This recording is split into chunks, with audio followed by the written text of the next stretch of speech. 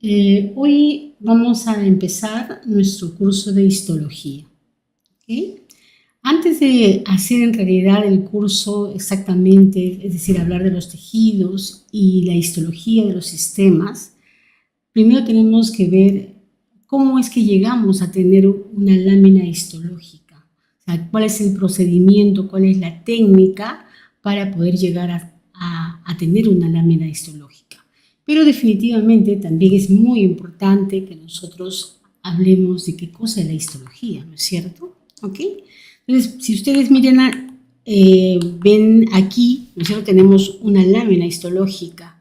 O sea, es una lámina que llamamos lámina portaobjeto, ¿no es cierto? Donde vamos a tener un corte de un determinado órgano, ¿no? Y entonces ahí vamos a poder hacer el análisis con un microscopio de luz, ¿no? También podemos ayudarnos con un microscopio electrónico, pero ya ese es otro nivel, ¿no? Pero lo más común es hacerlo a nivel de microscopio de luz y coloreado con una técnica que es una técnica convencional, que es la básica, podríamos decir así, que es la coloración de hematoxilina de eosina, ¿no? HE llamado comúnmente. Entonces, cuando nosotros abordemos este tema, ¿no? El primer tema, nuestra primera clase, estas son los ítems que vamos a tratar. Vamos a hablar de las técnicas histológicas, como dije en un inicio. Vamos a hablar de los tejidos básicos, que recuerdan ustedes, generalmente son el tejido epitelial, el tejido conjuntivo, ¿no es cierto? Vamos a hablar de sus características, de sus funciones y, por supuesto, vamos a hablar de la clasificación. ¿Ok? Entonces, cuando hablemos de tejido epitelial, vamos a hablar del tejido epitelial de revestimiento y el tejido epitelial glandular. Y luego, cuando hablemos del tejido conectivo, recuerden ustedes que hay varios tipos de tejido conectivo.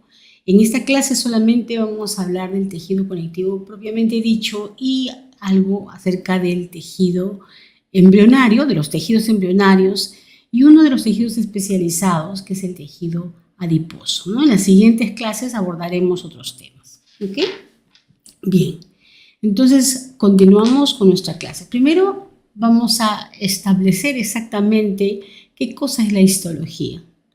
Entonces, cuando vamos a la raíz etimológica, ¿no es cierto? Histo es tejidos, logos es tratado, ¿no es cierto? Entonces es el estudio de los tejidos que por supuesto existen en un organismo vivo, ¿no? Porque recuerden ustedes que no solamente se hace histología a nivel de los tejidos humanos, sino también se hace histología a nivel de las plantas, porque las plantas también son organismos vivos que tienen órganos, tienen sistemas, ¿no es cierto? Y por supuesto también tienen tejidos, ¿ok?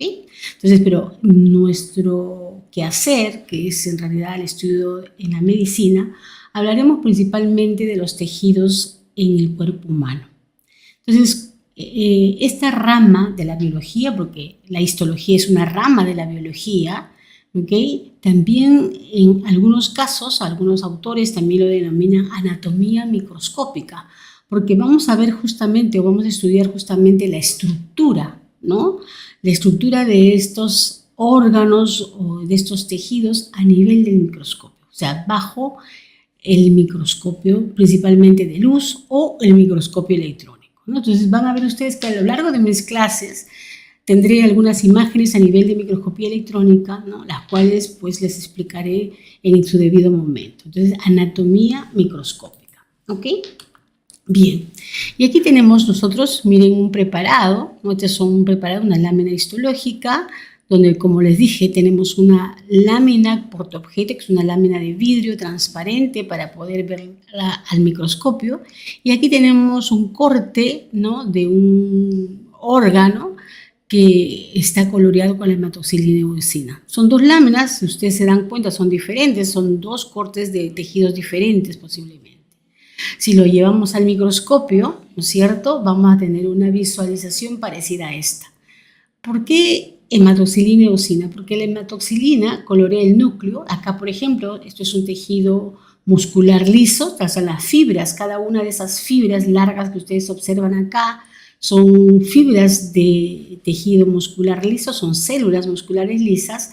El citoplasma se ve de color rosa, ¿no es cierto? Y los núcleos se ven de color azul lavanda o morado, como ustedes lo quieran llamar. ¿Ok? Y entre las fibras de este tejido muscular encontramos otro tejido que es el tejido conjuntivo, que podemos ver ahí algunas células pequeñitas, ¿no es cierto?, entre el tejido muscular. ¿Ok? Bien. Entonces, ¿cómo llegamos a tener una lámina histológica? Entonces, tenemos que ver los pasos que se siguen justamente en un laboratorio de histología o un laboratorio de anatomopatología. Porque recuerden ustedes que la histología, si bien es cierto, es el estudio de los tejidos normales, ¿sí?, nos va a servir para nosotros más adelante hacer los estudios de patología, ¿no? Ustedes saben que muchas de las enfermedades se tienen que diagnosticar a partir del tejido afectado. Cuando ya no hay una herramienta de imagen o de laboratorio que nos pueda indicar cuál es la enfermedad, tenemos que recurrir a la toma de una biopsia, a la toma de una muestra, ¿no?, y de repente de una pieza operatoria para justamente hacer el diagnóstico certero, ¿no es cierto? ¿Ok? Entonces, ¿cuáles son los pasos que tenemos que seguir para hacer este procesamiento histológico? Lo primero es la obtención de la muestra. Existen muchas técnicas para obtener una muestra para histología, ¿no?, o para anatomía patológica. Recuerden ustedes que las muestras generalmente para histología, como son tejidos normales, ¿no?, muy pocas son de procedencia humana, muy pocas. De repente podemos conseguir alguna parte normal de algún órgano que ha pasado por la cirugía, o sea, de un acto quirúrgico, y algunas posiblemente de las necropsias, pero recuerden ustedes que generalmente a la morgue central, por ejemplo, cuando llegan los cadáveres ya han pasado varias horas, ¿no?, de haber fallecido, de tal manera que los tejidos ya no son óptimos para poder ser estudiados, ¿no? Claro que se hace, porque definitivamente por más que haya problemas con el tiempo, ¿no?, de todas maneras en la morgue, ¿no?, tienen que estudiar a veces los tejidos haciendo justamente los cortes histológicos, o los órganos haciendo los cortes histológicos. Entonces, ¿cuál es el material idóneo para el estudio de la histología en el caso de nuestros cursos de histología? Normalmente se utilizan animales, ¿no?, y en este caso tienen que ser de mamíferos, los más cercanos, ¿no?, o lo más parecido al cuerpo humano. Recuerden que somos mamíferos, entonces tenemos muchas semejanzas con algunos animales. Entonces se utilizan justamente tejidos de mamíferos, ¿ok? Entonces, como le decía, pero si se tratan de muestras que van a ir a un estudio anatomopatológico, pues hay varias técnicas para tomar esas muestras, ¿no es cierto? Desde de repente dentro de una cirugía, de repente una biopsia con aguja, de repente una biopsia con punch, como es en el caso de tomar una piel, ¿no es cierto?, de repente un aspirado. Entonces hay varias técnicas que nos van a ayudar, una endoscopía, por ejemplo, ¿no?, que nos va a ayudar a tomar una muestra, en este caso las biopsias, ¿no? ¿Ok? Luego de haber tomado la muestra, inmediatamente esta muestra debe ser fijada. ¿Qué significa fijar? Fijar significa justamente conservar las estructuras y las características citológicas lo más parecido a lo que estaba vivo. ¿Ok? Entonces, lo que hacemos con un proceso de fijación, que ya puede ser un proceso físico, ¿no es cierto?, o puede ser un proceso químico, la mayor parte siempre es químico. Físico es cuando, por ejemplo, congelamos las muestras, ¿no es cierto? ¿Ok? Entonces, en el proceso químico lo que hacemos es prácticamente coagular todas las proteínas que existen dentro de la célula, ¿no?, y mantener las organelas y todas las estructuras membranosas en el lugar apropiado y adecuado donde estaría si estuviese vivo, ¿no? Entonces, ese es el proceso de fijación. Ahora, ¿cómo podemos hacer la fijación? La fijación podemos hacerla, como ustedes ven acá, por perfusión o por inmersión. El más utilizado es inmersión, o sea, lo que hacemos es tomar la biopsia o tomar la muestra de una pieza quirúrgica, ¿ok?, y colocarlo en un frasco con el fijador.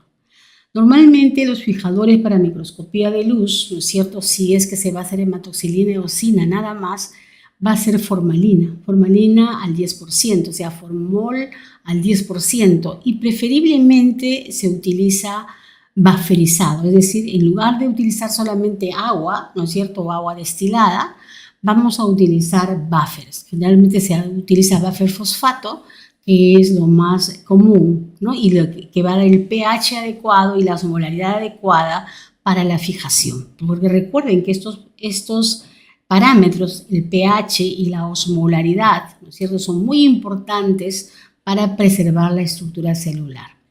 Entonces, el volumen del fijador en este caso es muy importante. O sea, no se puede poner una muestra que le esté tapando con la justa el fijador, ¿no? Tiene que tener un máximo, ¿no es cierto? Puede ser 10 veces el volumen de la muestra, ¿no? Pero que le doble o triplique el volumen de la muestra es lo ideal, ¿ok? Porque tampoco podemos gastar muchos reactivos. En el caso de la perfusión generalmente se hace cuando en este caso no se hace con el tejido humano definitivamente, se hace con los animales, ¿no? Que generalmente van a un trabajo de investigación, porque lo que se hace es reemplazar la sangre por el fijador. Entonces, lo que hacemos primero es limpiar todo el sistema circulatorio con algún buffer, ¿no es cierto?, ¿okay? Y luego de haber limpiado todo el sistema circulatorio, lo que vamos a hacer es comenzar a inyectar por el corazón, ¿no es cierto?, el fijador. Entonces, el fijador va a entrar lentamente, pero va a entrar de forma segura a todos los órganos del cuerpo del animalito, ¿no es cierto? De tal manera que cuando uno ya termina la fijación, uno va a encontrar que todo, desde prácticamente del extremo de la cabeza hasta el extremo del pie, ¿no?, de los dedos del pie van a estar totalmente fijados, ¿no? Se usa para ratas, ratones, conejos, ¿no? Pero definitivamente para los tejidos humanos, ¿no?, se usa inmersión, o para otro tipo de animales que son de mayor tamaño, se tiene que utilizar el proceso de inmersión, ¿ok? Entonces, una vez que ya pasó el tiempo de la fijación, recuerden que para la fijación también es muy importante el tiempo, o sea, no podemos darle pues unos minutos en la fijación. Va a depender mucho del tamaño de la muestra y va a depender también de la temperatura a la cual estemos fijando. Es preferible que fijemos a temperatura ambiente cuando no hace mucho calor, ¿no? Pero si tuviésemos una habitación muy caliente, es mejor meterlo en la parte baja del refrigerador para que la fijación se vaya haciendo, ¿no?, lentamente, ¿no es cierto?, pero que garantice que se fije todo el tejido. Por eso el tamaño de la muestra es muy importante. Nosotros no podemos poner muestras de gran tamaño porque definitivamente el fijador va a llegar solamente hasta la superficie y el resto del tejido no va a quedar bien fijado. Por eso cuando llega una pieza anatómica, ¿no es cierto?, después de un acto quirúrgico al laboratorio de patología, lo que se hace principalmente, después de haber estudiado la morfología, de haber hecho la descripción del órgano y todo lo demás que se hace justamente en anatomía patológica, lo que vamos a hacer, ¿no es cierto?, es cortar el órgano, ¿no es cierto?, en piezas más delgadas para poder hacer la fijación y luego ponerlo en las canastillas especiales, ¿no? Hay unos portamuestras que son especiales donde se colocan las muestras para que vayan individualizadas. En este caso es una muestra que está pasando por unos frasquitos, pero en un laboratorio de anatomía patológica a veces llegan 20, 30 o a veces cientos de muestras. Entonces todas tienen que ponerse en unos recipientes que están perforados, son generalmente canastillas de plástico, ¿no?, que están perforados para que puedan ingresar y salir justamente los reactivos, ¿ok? Y la pieza va segura dentro de la canastilla para no confundirse con otras y por supuesto la canastilla va previamente muy bien etiquetada, ¿no es cierto? ¿Ok? Entonces, una vez que ya se terminó la fijación, que puede ser a veces más de 24 horas, ¿no?, hasta 48 horas, dependiendo del tamaño de la muestra, lo que vamos a hacer es lavarlo, ¿no? Lo vamos a lavar, es preferible que lo lavemos con buffers también para evitar los cambios bruscos de pH y osmolaridad, para preservar mejor los tejidos, y luego viene el proceso de deshidratación. ¿En qué consiste el proceso de deshidratación y para qué se hace? Se deshidrata para quitar el exceso de agua, para quitar el agua en realidad de los tejidos. Recuerden ustedes que somos pura agua, ¿no? A veces el 65-75% del volumen de nuestras células es prácticamente agua. Por lo tanto, tenemos que sacar esa agua para poder reemplazarla por un medio que permita hacer los cortes. ¿Okay? Esa es la idea. O sea, dentro de las células, en lugar de agua, debe haber en este caso parafina. ¿Okay? Entonces, hacemos la deshidratación. Pero como la deshidratación tampoco se puede hacer de una manera brusca, se usa una batería de alcoholes, como ustedes pueden observar acá, ¿no es cierto?, que van en orden ascendente. Etanol, generalmente se usa etanol, es preferible utilizar etanol, pero se puede utilizar cualquier otro alcohol o se puede usar también acetona, pero la acetona es bastante cara, entonces es preferible utilizar etanol. Etanol al 70%, miren ustedes, de 3 lavados por 10 minutos cada uno. Esto, como le digo, va a depender del tamaño de la muestra. O sea, nunca olviden eso, va a depender del tamaño de la muestra. Y por supuesto, en el laboratorio, ¿no?, ya se estandarizan las técnicas para un determinado tamaño. Luego viene el etanol al 90, ¿no?, el etanol al 96 y finalmente viene el etanol absoluto. Entonces, con el absoluto nos garantizamos nosotros de dejar bastante deshidratada nuestra muestra para luego ponerlo a un líquido intermedio, que en ese caso es el sileno, silol o cualquier otra sustancia, ¿no?, que permita que sea miscible con la parafina. Sabemos nosotros que el silol, por ejemplo, está prohibido en nuestro país, entonces los laboratorios que venden insumos para la histología, ¿no?, han buscado otros reactivos que lo han reemplazado justamente y que tienen casi las mismas propiedades que el sileno o silol. ¿Okay? Entonces, este es el medio intermedio, el líquido intermedio que permite justamente, ¿no es cierto?, que la parafina pueda entrar a los tejidos. Entonces, a veces se hace 2 cambios acá y eso, al pasar por el silol, ¿no es cierto?, nos garantizamos que la deshidratación está bien hecha. ¿Cómo sabemos que la deshidratación está bien hecha? Porque cuando llega al silol, la muestra se comienza a poner transparente, ¿no? Es como si fuese un caramelo, más o menos del color caramelo.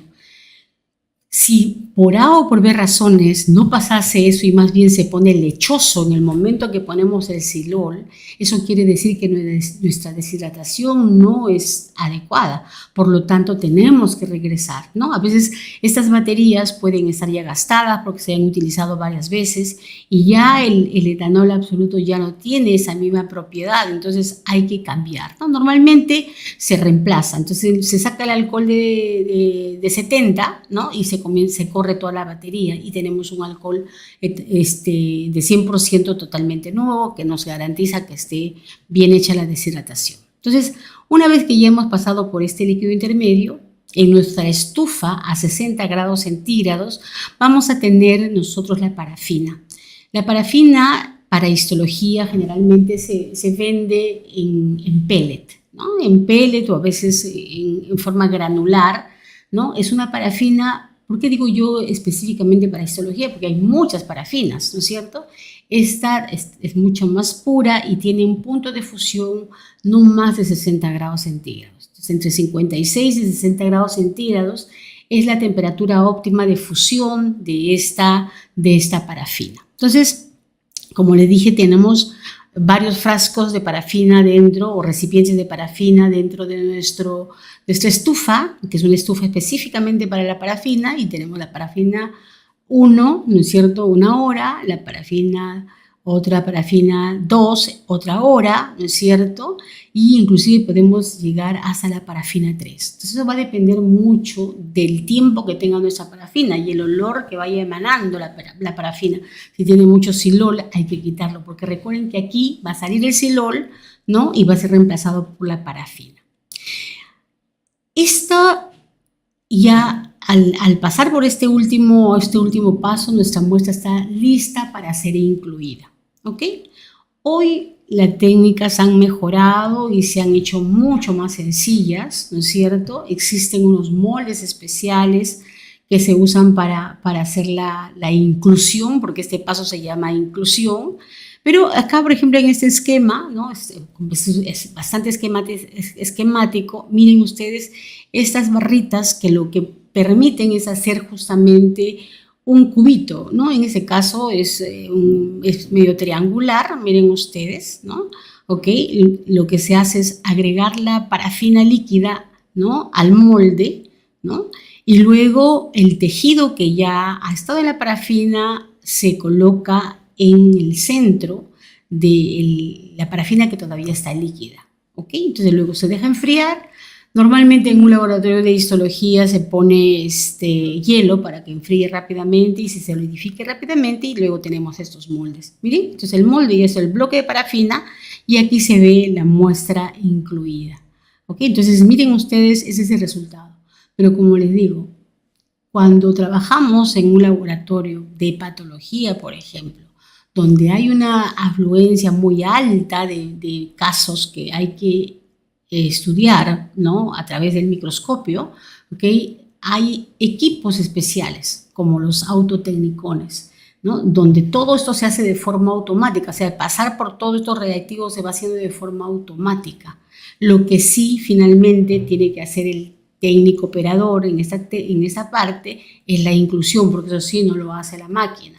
Se tiene que hacer la inclusión, pero inclusive hay estaciones de inclusión, ¿no? Donde se vierte automáticamente la parafina, la temperatura se mantiene a una temperatura adecuada para que no se solidifique rápido, ¿no es cierto? Y los moldes también son apropiados. Entonces, esto es un esquema, como les digo, pero hay sus modificaciones que posiblemente ustedes lo pueden ver en algún laboratorio donde se hace anatomía patológica. Entonces, una vez que ya tenemos nuestras láminas, nuestros tacos, perdón, aquí, lo que podemos hacer, lo que debemos hacer ahora es hacer los cortes. Los cortes normalmente se hacen en equipos que se llaman micrótomos. El micrótomo es un aparato donde existe una cuchilla de acero, que generalmente son descartables. Antes eran cuchillas que duraban mucho tiempo y había que afilarlas y todo lo demás. Hoy en día eso se ha obviado y lo que tenemos son cuchillas de acero, pero son cuchillas descartables, ¿ok? Entonces apenas comienza a hacerse dientes la cuchilla, entonces uno lo puede cambiar, ¿no? Entonces se hacen los cortes, y los cortes que se hacen de estos bloques de parafina deben ser lo más delgados posible, porque recuerden ustedes que el poder de resolución que tiene el microscopio, ¿no es cierto? ¿Ok? No solamente se aprovecha la calidad del equipo que estamos trabajando, sino también la calidad de la muestra. Mientras más delgada esté la muestra, mientras mejor contrastada esté la muestra, va a permitir que tengamos mejor observación de nuestros tejidos y podamos reconocer más rápidamente las estructuras que vamos a estudiar. ¿Ok? Entonces, se hace el corte. Normalmente los cortes van a un baño de baño María, que la temperatura está más o menos como a 40 grados, para que la parafina se vaya estirando y se va recogiendo los cortecitos en una lámina portaobjeto. ¿No es cierto? Esta lámina portaobjeto, ¿no? Generalmente va a permitir que se adhiera a la lámina. Pero para garantizar que se adhiera bien el corte, hay otro equipo más, que son unas planchas, ¿no? Que están a una temperatura también sobre los 40, 45, 50 grados centígrados, y uno los deja allí para que se seque la lámina, ¿no? Y se vaya fijando bien el cortecito a la lámina portaobjeto. Entonces, una vez que ya está bien adherida, lo que hacemos es desparafinar, porque tenemos que sacar la parafina. La parafina ya solamente sirvió para cortar, no se olviden de eso. O sea, la parafina solo sirvió para hacer el corte, porque sin la parafina no hubiésemos podido cortar. ¿Ok? Entonces, ahora ya podemos sacar la parafina y empezar el proceso de coloración. ¿Ok? Entonces, la coloración, ¿no? Como le dije, la técnica básica es la hematoxilina eosina, pero existen otras técnicas histológicas, ¿no? Hay tricrómicas, por ejemplo, que no solamente se usan 2 colorantes, como en este caso, sino pueden ser 3, ¿no? ¿ok? 3 colorantes, y a veces cuando uno quiere reconocer cierto tipo de elementos, lo vamos a ir viendo en el transcurso de las clases, y ahí les hablaré un poquito de repente de qué técnica se está utilizando, porque hay elementos que no pueden ser reconocidos fácilmente con la hematoxilina eosina. O sea, yo reconozco la hematoxilina eosina para ver bien la morfología de la célula, ¿no? Un poco la matriz esta celular de algunos tejidos, pero no sirve muchas veces para ver algunos detalles, ¿ok? Entonces, igual se desparafina con silol, ¿no? Luego ya no se deshidrata porque estaba deshidratado. Lo que vamos a hacer es hidratar, porque la hematoxilina es un colorante acuoso, por lo tanto es un colorante natural, ustedes saben. Como es acuoso, necesitamos hidratar la lámina. Entonces vamos ahora sí de manera al revés, o sea, vamos de alcoholes de alto grado, alcohol de menor grado y agua destilada. Entonces, una vez que está en el agua destilada, ponemos unos minutos, dependiendo del colorante que estemos utilizando, a la hematoxilina. Y una vez que ya pasó el tiempo de la hematoxilina, se hace el viraje del color. Entonces uno lo pone en una solución alcalina.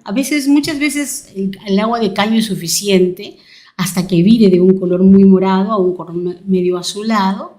Ya está coloreado el núcleo. Podemos inclusive mirar al microscopio para ver si los núcleos están bien coloreados.